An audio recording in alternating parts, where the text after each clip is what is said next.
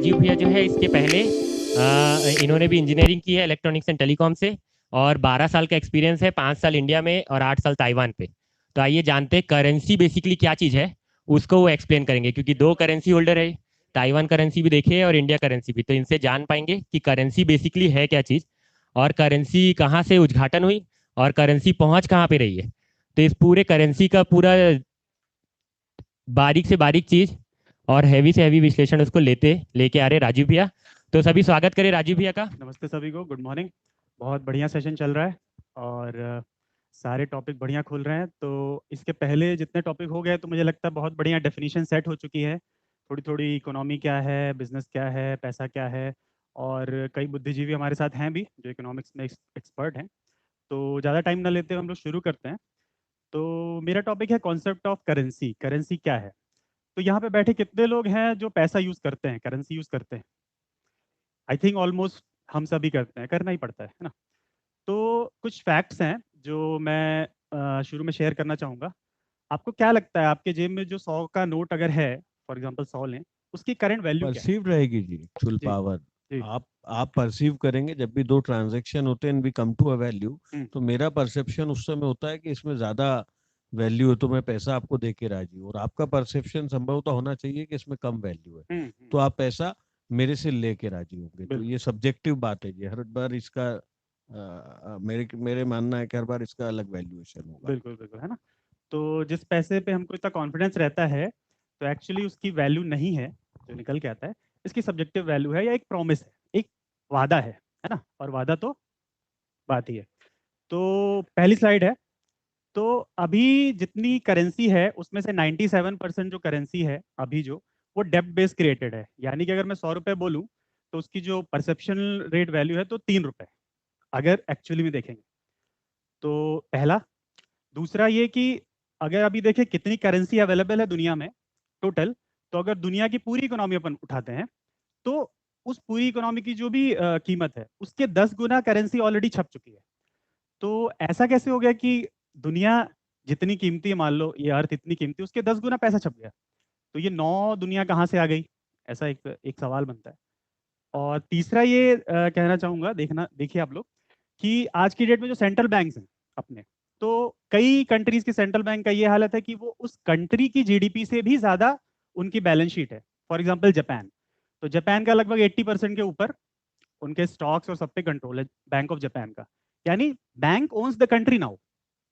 ये भी एक फैक्ट है, आप लोग चेक करें। तो ये कैसे हो गया और क्यों हुआ, थोड़ा इस पे हम लोग पड़ताल करेंगे। तो चलते हैं, तो थोड़ी सी हिस्ट्री चलते हैं। तो बार्टर सिस्टम के बारे में बात हुई ही, तो इसको फटाफट अपन करते जाएंगे कि मेरे पास कुछ चीज़ है, आपके पास कुछ चीज़ है, अपन बदल लिए। इतना सिंपल था। लोकली ट्रेड होता था। फिर उसके बाद पहले लोकली होता था नेसेसिटीज़ के लिए, उसके बाद थोड़ा सा प्रीशियस थिंग्स, अपनी चाहनाएं बढ़ती गई तो उनके हिसाब से बढ़ता गया। तो कुछ कुछ ऐसा होना शुरू हुआ। फिर इसमें प्रॉब्लम क्या हुई कि वैल्यूएशन ऑफ गुड का प्रॉब्लम था। तो जैसे अगर मेरे पास कोई जानवर है, उसको मैं बाजार में एक्सचेंज करने जाऊं, तो वहां पे वो किसी भी रेट पे उसको बोली लगेगी। तो अब मेरे को लगेगा कि वैल्यू इसकी सही है कि नहीं। अब जैसे 20 फल के बदले में मैं ये जानवर दूं, तो मैं कंफ्यूज रहूंगा कि इसकी वैल्यू इतनी है कि नहीं। तो वैल्यूएशन का एक बड़ा मुद्दा आता था बैटर सिस्टम में। फिर कॉन्सिडेंस ऑफ वांट होती थी कि मेरे पास जो चीज़ है, मुझको तो देनी है, लेकिन आपको मुझको देनी नहीं है, क्योंकि आपको मेरी वाली चीज़ चाहिए ही नहीं। फॉर एग्जाम्पल शर्ट का है, तो इसको भुट्टा चाहिए लेकिन उसको शर्ट नहीं चाहिए। तो अब वहाँ प्रॉब्लम हो गई कि अब कैसे करें। तो ये एक लिमिटेशन आती थी कि दोनों लोग की नेसेसिटी होनी चाहिए। फिर तीसरा पेरिशेबिलिटी है। जैसे फिशरमैन है, वो मछली पकड़ के लाया आज, उसको तो आज उसको बेचना है क्योंकि 2-4 दिन में वो सड़ जाएगी। और आपका भुट्टा उगेगा एक सीजन में, तो अगर हम दो दो लोग हैं तो अब हम कर ही नहीं सकते ना, क्योंकि पेरिश हो जाएगी मेरी फिश। और उस टाइम पे तो अपने पास स्टोरेज था नहीं ऐसा। दूसरा ट्रांसपोर्टेशन इशू हमेशा ही है कि इतना भारी चीज लेके हम बहुत दूर जाते हैं, लिमिटेशन है उस एरिया की, है ना।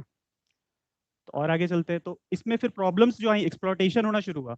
तो जैसे किसी भी ट्राइबल में कोई बाहर का व्यापारी जाता था शुरू शुरू में, तो ट्राइबल्स के पास उतने इनोवेशन नहीं थे, उनके पास उतने गुड्स नहीं थे, तो वो उनका एक्सप्लॉटेशन भी होता था, गुड्स का भी सर्विसेज का भी।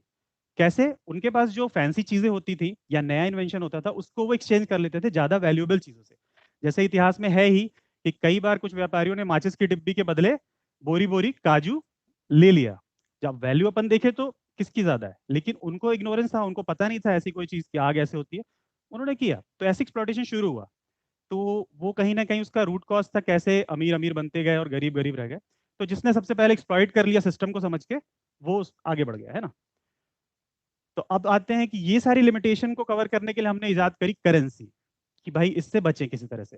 तो करेंसी क्या है, जिसको मनी भी बोलते हैं अपन। तो कोई ऐसी वस्तु जो सबको चाहिए, जैसे शर्ट मुझे नहीं चाहिए था ना उस टाइम, अभी ऐसी कोई वैल्यू है कि मैं आपको दूंगा और आपसे कोई भी चीज मैं खरीद सकता हूँ, आप सबको वो चाहिए, ये स्थापित हुआ पहले। तो कोई भी चीज आप ले सकते हो। तो बहुत ही सिंपली था कि exchange, medium to exchange commodities, जैसे सर लोगों ने बताया ही था। तो शुरू में क्या हुआ, कमोडिटी बेस्ड एक्सचेंज करेंसी आई। कमोडिटी बेस्ड मतलब इसमें कोई वस्तु है, कोई चीज है, सोना है, चांदी है, इवन अगर अपन बोले शराब की बोतल है, जैसे साधना जी ने बताया, सिगरेट्स है, और सबसे ज्यादा जो चली इतिहास में कौड़ी, कौरी जिसको बोलते हैं, तो ये था। तो इसमें क्या था, वैल्यू था, एक वैल्यू थी जो आप देते हो और उसके बदले को लेते हो, और ये सारा एक्सेप्टेबल था पब्लिक को, है ना। फिर आगे चलते हैं, तो उसी का आईओयू बेस्ड वर्जन आया। तो उसको हम पिक्चोरियल ही देखते हैं थोड़ा। तो उसमें क्या था कि जैसे मेरे पास सोना है, सोने के सिक्के हैं यहाँ पे। अब जो व्यापारी है या सुनार है, गोल्डस्मिथ है, कोई भी है, वो मुझको कहता है कि यार आपका जो सोना है वो सुरक्षित नहीं, आपके घर में चोरी हो सकता है, और कहाँ आप इतना भारी लेके व्यापार करने जाते हो, तो ऐसा करो, आप मेरे पास बहुत बढ़िया मजबूत तिजोरी है, तो आप अपना सोना मेरे यहाँ रखवा दो, मैं आपको एक नोट दूंगा, प्रॉमिस करके नोट दूंगा, जिस जो आप रखो और इसकी वैल्यू इसके बराबर होगी जो सोना आपने मेरे यहाँ रखा। तो आपका सोना सुरक्षित हो गया, और आप पेपर लेके कहीं भी जाओ, दूर व्यापार कर रहे हो, आपको कोई टेंशन नहीं, रॉबरी का, इसका उसका, बाहर का भी नहीं। ऐसा ये एक सिस्टम डेवलप होना शुरू हुआ।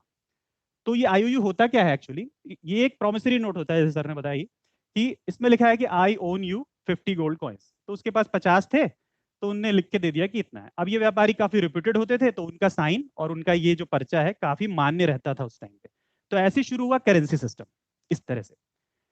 फिर इसमें हुआ क्या आगे जाके अपन देखें, तो अब हुआ क्या कि यहाँ पे ये था कि हमने एक्सचेंज कर दिया अपना गोल्ड और पेपर ले लिया, तो कल को हम आएंगे वापस अपना गोल्ड लेके जाएंगे, ऐसा लगा। लेकिन जब ये व्यापार में आ गया, तो लोगों को लगा बहुत इजी है यार, अपना पेपर से ही काम हो रहा है, तो हम क्यों अपना गोल्ड रिस्क में लाएं, और बढ़िया सेफ रखा है वहां पे, तो चलो पेपर से व्यापार चालू हो गया। तो हुआ क्या कि पेपर से ही व्यापार चालू हो गया, उस लिखे पर्चे से।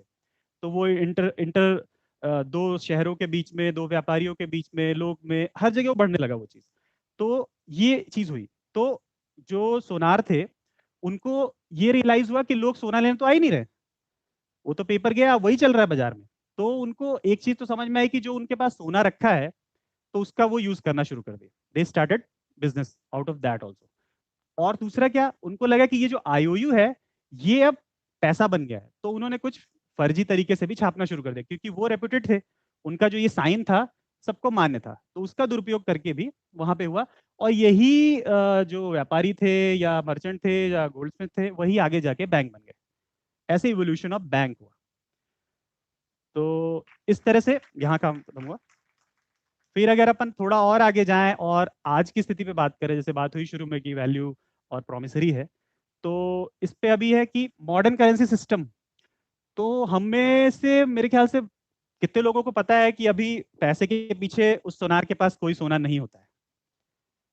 कई लोगों को पता है, कई लोगों को नहीं पता है। मैंने अपने पापा से पूछा था, जो कि बैंक मैनेजर है एसबीआई में, कि पापा कैसे छपता है करेंसी। उन्होंने बोला बेटा सोना रखा रहता है, जितना सोना रखा रहता है उतना छाप देते हैं।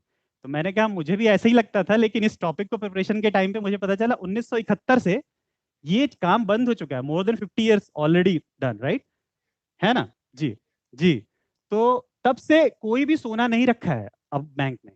और छप कैसे रहा है, इसको थोड़ा समझते हैं आगे हम। तो स्टार्टिंग में एक चीज समझते हैं कि बैंक मल्टीप्लाई करती है करेंसी को। तो कैसे करती है कि बैंक पे आप अगर 100 रुपए डिपॉजिट करते हैं, तो एक होता है fractional reserve system, fractional banking system, जो आज लागू है। तो अगर फॉर एग्जांपल उसका 10% रेट है, तो बैंक आपके 100 के नोट को 1000 बना सकती है। कैसे बनाती है थोड़ा सा देखते हैं, थोड़ा टेक्निकल है, बोरिंग लगेगा, पर पैसा है तो थोड़ा इंटरेस्ट भी लगेगा ही, नहीं ये अपना पैसा है, तो यार समझे क्या चक्कर क्या है ये। तो फ्रैक्शनल रिजर्व बैंकिंग सिस्टम है ना। तो 10% रेट की बात करिए अपन ने, मान लीजिए एसबीआई का 10% रेट है, ठीक है। तो आप 100 रुपए लेके गए, बैंक में दिया, तो बैंक में दिया, आपका 100 रुपए आपके अकाउंट में दिखने लगा कि आपने जमा कर दिया। अब क्या होगा, 10% रेट है, इसका मतलब क्या है कि उस 100 रुपए से 10 रुपए जो है वो तो जमा रहेंगे वहां पे, लेकिन जो 90 हैं उसको बैंक फ्री है आगे यूज करने के लिए। तो वो क्या करेगा, वो लोन देगा या तो स्टॉक्स में लगाएगा, अपना बिजनेस करना शुरू कर देगा। सेम जैसे उस सोनार ने किया था जब सोना लेने लोग नहीं आए थे, तो वो किया था, आज भी वही है, मोर ओवर, बस उसका फॉर्म चेंज हुआ है। तो वो 90 दे देगा आगे, है ना।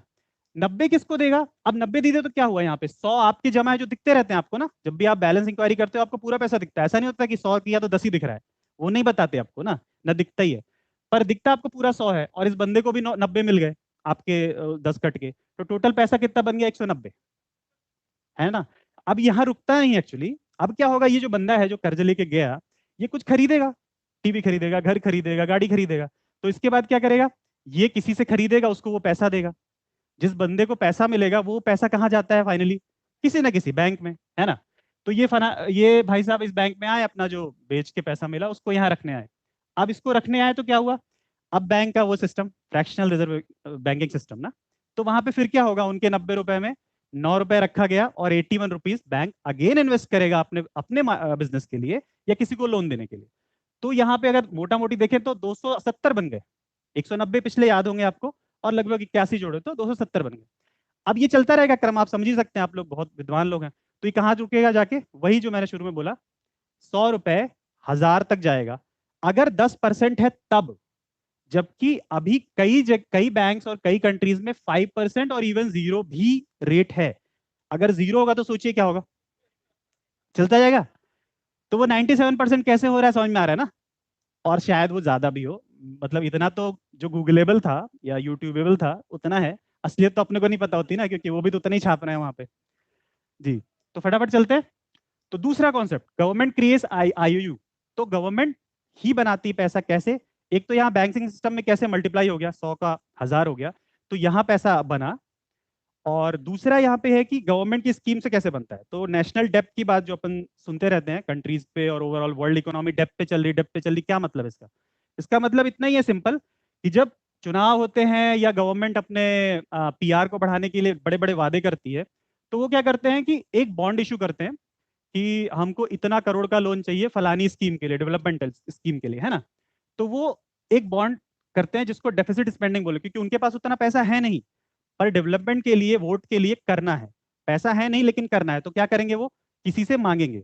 तो वो बॉन्ड इशू करते हैं कि हमको भैया कोई बैंक, वर्ल्ड बैंक या लोकल बैंक, हमको कर्जा दो और हम ये करना चाहते हैं, है ना। तो उसमें क्या होगा कि डेफिसिट स्पेंडिंग हो रही है ये, तो spending more than countries income. Country का उतना औकात नहीं है लेकिन उसको स्पेंड करना है। क्यों? चुनावी कारण, और बहुत डेवलपमेंट भी रीजन भी हो सकते हैं, बहुत अच्छे इंटेंशन भी होते हैं लोगों के, तो उस पर इंकार नहीं करते। पर इसको भरता कौन है? जो ये स्पेंडिंग होगी, अपने को लगता है गवर्नमेंट ने वादा किया तो गवर्नमेंट भरती होगी, बिल्कुल ही गलत। वो हम भरते हैं, क्योंकि हमको फ्री चाहिए था ना। तो वहां तो फ्री मिलता है लेकिन उसको हम टैक्स के साथ और कई गुना इंटरेस्ट के साथ भरते हैं। ये भी अपन आगे और देखेंगे कैसे होता है। तो सेम वही हुआ जो सोनार ने इशू किया था। यहाँ पे भी गवर्नमेंट क्या करती है, ट्रेजरी की हेल्प से एक आईओयू इशू करती है कि इतना करोड़ या इतना पैसा हमको दे दो, इतने परसेंट इंटरेस्ट के साथ आपको हम 10 साल में लौटा देंगे। तो बहुत सारे लोग, ये नेशनल डेप्थ जिसकी बात हो चुकी, तो बहुत सारे बैंक्स यहाँ फिर से पिक्चर में आते हैं, वो ऑक्शन में भाग लेते हैं और इस आईओयू को ऑक्शन में जीतते हैं, क्योंकि ये काफी प्रॉफिटेबल है। कैसे है देखिए, तो बैंक को मिल गया, उसने जीत लिया। अब वो बैंक दौड़ के जाता है आरबीआई या सेंट्रल बैंक या फेडरल बैंक, जो भी आपका सेंट्रल बैंक है कंट्री का, वहां जाता है, वहां पे वो बॉन्ड उसको देता है। वो देखता है अच्छा इतना करोड़ चाहिए, ओके नो प्रॉब्लम। इनके पास कोई पैसा होता नहीं है, फर्स्ट थिंग, कोई पैसा नहीं होता। ये क्या करते हैं, फटाफट एक चेक इशू करते हैं जितने पैसे की वहां डिमांड थी, और वो पैसा सीधे जाता है छपाई खाने में, और पैसा क्रिएट हो जाता है वहां पे। क्या हो जाता है? क्रिएट हो जाता है। उसका कोई, वो आ गया है ना वहां पे सिस्टम। कैसे आ गया? क्योंकि रिक्वायरमेंट थी, तो गवर्नमेंट ने बोला है, तो ट्रेजरी ने बोला है, तो बैंक ने ऑक्शन किया। इतना ऊपर हमको दिखता रहता है तो हम उसी में उलझे रहते हैं, तो कौन जाए समझने, यार ठीक है अच्छा है। तो उतना होते होते होता क्या, घूम के वहां पहुंचता है और वहां से वो क्रिएट हो जाता है पैसा, कि लीजिए ये पैसा आ गया। वो फटाफट बैंक के पास जाएगा और बैंक सरकार को दे देगी, लीजिए आपको लोन है इतना। अब वो वही होगा ना कि ये जो पैसा है ये अब हमारे ऊपर डेप्थ बन गया ना, इस पे हम आगे और जूझेंगे ही। तो federal reserve creates money by just writing. फिर क्या हुआ, अब ये ट्रेंड बन जाता है। तो गवर्नमेंट एक स्कीम तो नहीं लाती ना, वो तो साल भर में 2500 बॉन्ड ऐसा करती है कि मुझको ये बनाना है तो इतना कर्जा, इतना कर्जा, मेट्रो लगानी है, बुलेट ट्रेन लगानी है, तो बैंक ऑफ जापान ने कर्जा दिया, अपन ने सुना ही होगा कितने कम इंटरेस्ट में दिया, तो हम कितने खुश हो गए, वाह यार इतने कम इंटरेस्ट में पैसा दिया। तो एक्चुअली वो पैसा भी फेक ही है एक तरह से देखा जाए तो, और उस पर इंटरेस्ट भी जो ले रहे हैं तो वो एक एडेड कमाई है ही है। तो ऐसे लोकल, इंटरनेशनल या नेशनल दोनों बैंक का चलता रहता है। तो ये साइकिल चलती रहती है गोल गोल गोल गोल, और यहाँ पैसा बनते रहता है बनते रहता है। तो ये गवर्नमेंट ट्रेजरी और डायरेक्ट सेंट्रल बैंक के बीच में ये डील होती है, जिसमें ये बैंक को बीच में लाते हैं, ऑक्शन को दिखाते हैं, हम लोगों को थोड़ा सा ये लगे कि सब बढ़िया चल रहा है, सब एकदम कंट्रोल में है, ट्रस्ट की बात जो थी, सब कुछ विश्वासपूर्ण हो रहा है, ऐसा सोचते हैं, ऑल इज वेल जी। तो अब होता क्या है, ये पैसा जो है गवर्नमेंट के पास है, तो जैसे उन्होंने वादा किया था हम कुछ डेवलपमेंट करेंगे, या तो हम कुछ वार की प्रिपरेशन करेंगे भाई, क्योंकि हमको पाकिस्तान से खतरा है, तो अपन कुछ नए नए अस्त्र शस्त्र बनाएंगे, तो उसके लिए स्पेंड करेंगे। अब वो स्पेंडिंग करेंगे तो नीचे जाएगा, जब परकुलेट होगा इकोनॉमी में तो किसके पास जाएगा? हम जैसे, आप जैसे लेबर्स या इंजीनियर्स या डॉक्टर्स, इनके पास आएगा, या जो काम कर रहे हैं युद्ध की मशीनरी बनाने में, उनके पास आएगा। तो पैसा कहाँ लेके जाते हैं? अपनी सैलरीज ये सब कहाँ जाता है? वापस बैंक में जाता है। और वापस बैंक में क्या होगा? वही फ्रैक्शनल बैंकिंग सिस्टम अगेन, तो वो इन्वेस्ट करेंगे और लोन करेंगे, तो ये गोल गोल गोल गोल गोल अपना पैसा जो है आता जा रहा है आता जा रहा है आता जा रहा है। तो बढ़िया सिस्टम है। तो आप लोग को लगता है क्या दिक्कत क्या है यार इससे? नहीं, बढ़िया तो है, पैसा आ रहा है, सबके पास पैसा, सबकी सैलरी 2 लाख 3 लाख के ऊपर निकली जा रही है, तो दिक्कत क्या है? तो दिक्कत ये है कि जो आपका पैसा है, इस स्लाइड को देखें अगर, तो पैसा तो आपके पास आ गया, पर उस पैसे से जो वस्तु आप लेने जा रहे हो वो निरंतर महंगी होती जा रही है। तो अपने को लगता है सैलरी यार 50,000 से 1 लाख हो गई, लेकिन बाहर जो इन्फ्लेशन था वो तो 3 गुना बढ़ चुका होता है। तो अपने को लगता है अपना बढ़ गया, क्योंकि अपने जीरो ज्यादा दिखते रहते हैं, लेकिन मार्केट में वस्तु की कीमत बढ़ जाती है। कीमत तो वही रहती है, अपने करेंसी की वैल्यू घट जाती है, क्योंकि जितना ज्यादा आ जाएगा उसकी वैल्यू उतनी घट जाएगी। तो ज्यादा आएगा तो घट, वही demand supply and all those rules. फिर अगर अब अभी इस घोटाले को अगर आपको प्रैक्टिकल में देखना है, तो एक मैं क्लू देता हूँ। यहाँ बैठे या इंदौर में कोई एक बैंक पकड़े अपन, और वहां के जितने लोगों का डिपॉजिट है वो वहां चले जाएं एक दिन में, और ज्यादा नहीं, सिर्फ 12% अपना पैसा इकट्ठे मांग ले, जितने लोगों का डिपॉजिट है, उसी दिन जाके बैंक से बोले हमको 12% कम से कम दे दो वापस। बैंक नहीं दे सकता, due to fractional reserve banking system. उनके पास है ही नहीं आपका पैसा, वो आगे इन्वेस्ट हो चुका है।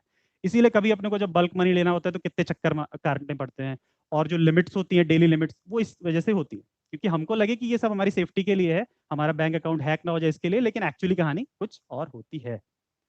तो ये अपन सुन लिए। अब होता क्या है, पैसा क्या है? तो गाना सुना ही आप लोगों ने, पैसा पैसा।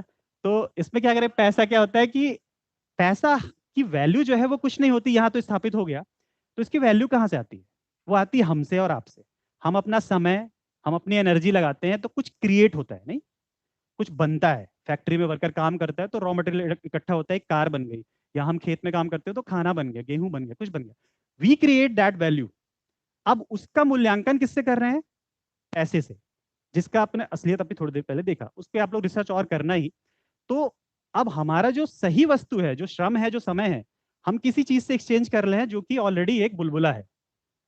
तो हम वैल्यूएबल चीज को किसके बदले बदल रहे हैं? वैल्यूलेस चीज के बदले, एक प्रॉमिस के बदले बदल रहे हैं। जो प्रॉमिस भी पीछे से देख रहे हैं अपन, कितना उसमें धोखाबाजी चल रहा है, वो प्रॉमिस प्रॉमिस ऑलरेडी टूट चुका है ना? अभी भी लिखा है लेकिन। तो अब देखिए, तो यहाँ पे हुआ, तो अब हमारा जैसे पहले बताया गया, नेशनल डेब्ट जो है उसको क्लियर करने के लिए हम टैक्स भरते हैं। फिर तो अब जो पैसा भी हमको मिला, जो कि किसी तरह से घूम के इकोनॉमी में एक बबल था, वो हमको जब जेब में मिलता है तो उसमें भी हमको टैक्स भरना है। क्यों? वो जो नेशनल बैंक ट्रेजरी ने जारी किया था, वो हमको रिमाइंड कराया जाता है कि देश के ऊपर इतना कर्ज है, तो भाई और बहनों हमको मिलके इसको भरना है। तो भाई और बहनों आगे आते हैं और टैक्स भरते हैं। और होता क्या है, आप सोच सकते हैं ना। अब इसमें क्या है कि, तो इससे निकल के क्या है कि आज का जो मॉनेटरी सिस्टम है वो अनकॉन्स्टिट्यूशनल तो है ही, और हमारी प्रॉस्पेरिटी, लिबर्टी और परचेसिंग पावर की चोरी हो रही है।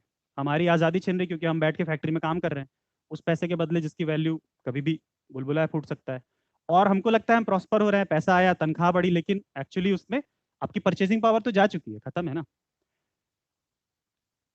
तो अब थोड़ा सा और चलते हैं। तो ये फेडरल रिजर्व सिस्टम, अब एक और चीज मैं बताना चाहूंगा, कितने लोगों को लगता है कि अपने रिजर्व बैंक ऑफ इंडिया जो है वो गवर्नमेंट ओन्ड है या गवर्नमेंट कंपनी है ना? हम्म। तो रिजर्व बैंक जो है एक कंपनी है, and it is totally private. उसको कोई लेना देना नहीं है, गवर्नमेंट गवर्नमेंट ओन्ड नहीं है ना? तो ये private, federal reserve is not federal. तो जो भी फेडरलिज्म है अमेरिका का या सेंट्रल बैंक, वो नहीं है। हाँ जी। हाँ, वो तो हमको तो उनको बताना ही होगा ना, they can't tell us everything. Hmm. तो ये जो पिक्चर अपन ने देखी थी कि ये चीज जो होती है ये गवर्नमेंट और बैंक के साथ होती है। तो उसमें वो सारा कुछ आपको मिलेगा, जितनी टेक्निकलिटीज हैं, जितनी सच्चाई है, वो सब तो दे ही सकता है। गवर्नमेंट और बैंक के बीच में, उसके सेंट्रल बैंक के बीच में काम हो रहा है, तो ये सारा कुछ तो चल रहा है ना। तो अपन ने पहले देखा बीच में ये सब चलता है, थोड़ा बैंकिंग सिस्टम, कुछ लॉज और ये सब चलते रहते हैं। तो ऐसा है ना। तो कौन ओन करता है फिर ये, मतलब किस, कौन स्टेक होल्डर्स जिसकी बात कर रहे थे भैया, कि स्टॉक होल्डर्स कौन है इसके। तो स्टॉक होल्डर्स जो ओन कर रहे हैं इस कंपनी को, तो उनके द्वारा उसमें उनको डिविडेंड्स मिलते रहते हैं, और बाकी इस पूरे चक्कर में जितना प्रॉफिट हो रहा है, मनी बढ़ रही है, वो उसका फर्स्ट यूजर होते हैं। फर्स्ट यूजर का मतलब, ये भी थोड़ा सा टेक्निकल है, फर्स्ट यूजर मतलब जैसे पैसा छपा, अभी वो पैसा सिस्टम में नहीं गया है, जैसे जाएगा तो उसका इफेक्ट आएगा, इन्फ्लेशन बढ़ेगा ना। जाने से पहले जो पहली बार उसको यूज करेगा, he will get the right value, उसके पास पूरी वैल्यू मिलेगी ना, क्योंकि अभी पैसा आया नहीं सिस्टम में। तो पहला कौन यूज करेगा, छापने वाले, उसके बाद गवर्नमेंट के पास, तो गवर्नमेंट ऑलरेडी स्पेंड, और जो, या जो लोग हैं जो उसको होल्ड कर रहे हैं ना, इसकी बात हुई। तो एक्चुअली यहाँ पे हो क्या रहा है, सोसाइटी का जो रियल एसेट है, जैसे हमारा श्रम था, हमारा टाइम था, और उससे क्रिएटेड जो रियल एसेट था और नेचुरल एसेट था, ये धीरे धीरे इन स्टॉक होल्डर्स के पास जा रहा है, रियल एसेट। और हमारे पास क्या आ रहा है, शहर में एक फ्लैट, एक छोटा सा प्लॉट, या फैंसी गैजेट्स और स्मार्ट सिटीज बन रही है। तो आप इसको रिसर्च करें कि वो जो लोग हैं, या जिसको सो कॉल्ड हम लोग बोल रहे हैं 1% पीपल, या 300 फैमिलीज, या 1300 फैमिलीज, या 100 फैमिलीज, उनके एसेट आप देखिए, उनके पास सारे पहाड़, सारी नदियां, सारे जंगल, सारे माइंस हैं आज की डेट में। दे ओन द नेशन। जैसे जापान की बैंक है, वो जापान को ओन करती है। तो इससे बड़ा क्या एग्जाम्पल होगा। और हम क्या ओन करते हैं, अपन देख सकते हैं ईटा पत्थर। तो अपनी रियल एसेट अपन बेच ही रहे हैं। अपन देख ही रहे हैं जो माइग्रेशन चल रहा है गांव से लेके शहर का, उसका क्या हालत है। तो हम रियल एसेट्स के बदले फेक एसेट्स ले रहे हैं। तो वो जो रिचर गेट्स रिचर वाला यहीं से आ रहा है, कि जब हम असली चीज ही छोड़ देंगे तो हम गरीब ही होंगे, और जिसके पास असली एसेट्स जाएंगे तो वो रिच होएगा ही। तो उसमें कोई ज्यादा दिक्कत वाली बात नहीं, वो सिंपल सा सोल्यूशन है ना। तो इसका क्या है, अपना इग्नोरेंस इज द प्रॉब्लम। तो जैसे यहाँ पे कई चीजें आज पहली बार शायद निकली होगी, कि जो जो चीजें हुई कि कितना परसेंट सही है कि नहीं है, आरबीआई के बारे में, सेंट्रल बैंक के बारे में। तो ये चीजें हमको पता ही नहीं, क्योंकि हम अपने पिटी इश्यूज में बिजी है ना, कि पड़ोसी ने क्या किया, गाड़ी हमारे सामने पार्क कर दी, या किसने हमको गाली दे दी, मेरी भैंस को डंडा कम मारा था, क्यों मारा था। वो सारी चीजों में इतने हैं कि हम जूम आउट करके सिस्टम नहीं देख पा रहे, कि सिस्टम तो कहीं ले जा रहा था। भैया ने जैसे बोला ट्रेन खाई में जाने वाली है, तो वो तो वहां जा रही है, और हम बैठ के लड़ रहे हैं कि मेरे को मूंगफली खाना है कि पिज्जा खाना है ना। तो इट्स ऑन अस कि क्या खाना है। तो इन्फॉर्म्ड होएं और उसका सोल्यूशन ढूंढें। दूसरा, इलेक्ट्रॉनिक मनी, तो ये कुछ भी नहीं है, वही करेंसी है, उसका इलेक्ट्रॉनिक फॉर्म है, उसका, उसमें कुछ भी अलग नहीं है। उसका सारा कॉन्सेप्ट वैसे ही चलता है जैसे करेंसी का चलता है।